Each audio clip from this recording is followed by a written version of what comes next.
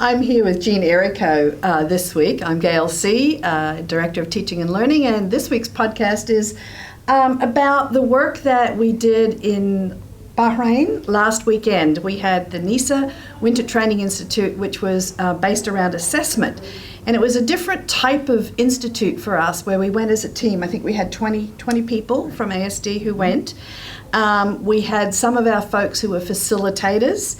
And we went as a team and then broke out into subject area teams. We worked with a specialist by the name of Carol Commodore, Dr. Carol Commodore, and she gave us some information about what was really good quality assessment. So I'm going to ask Jean about her learning from that conference. I think our team, I went with the LA, 2 members of the LA team.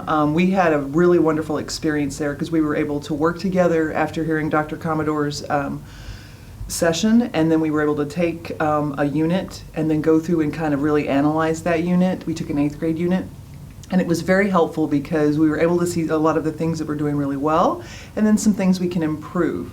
And this week in our LA meeting, we decided to actually take what she gave us at the conference and look at one of our assessments, each teaching team 6, 7, 8, and kind of unpack the standards or look at what we're trying to actually assess and how effectively are we assessing that based on the information she shared with us. And one of the things that I took away was really going more with the formative assessment, that we need to spend more time formatively assessing our students and giving them that feedback before they're summatively assessed. So the formative assessment, Jean, it's little checks along the way to make sure that they're understanding and so that you can adjust your teaching. Exactly. And then the culminating thing, the summative assessment at the end of the unit. Yeah. Exactly. Well, great. And can you talk about the work that we did with our essential agreements for assessment? Right. So our school, ASD, we have from pre-K through 12 essential agreements on how we handle assessment, and they're standardized for each, for the whole school. So each division buys in.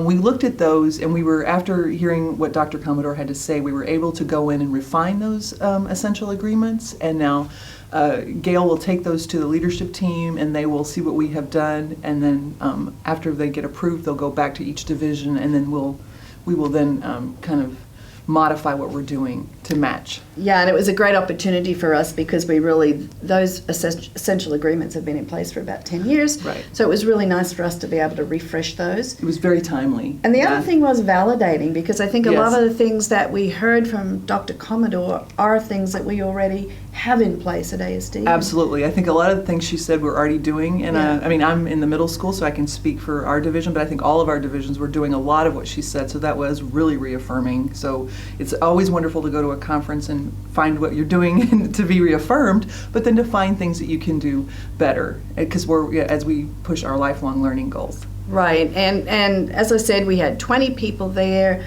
It was great to be able to go as a team, and that spreads this work throughout our school. And it's all about us growing as professionals and enhancing our practice with the result of better student learning. So thank you, Jean, for giving up your weekend to do that.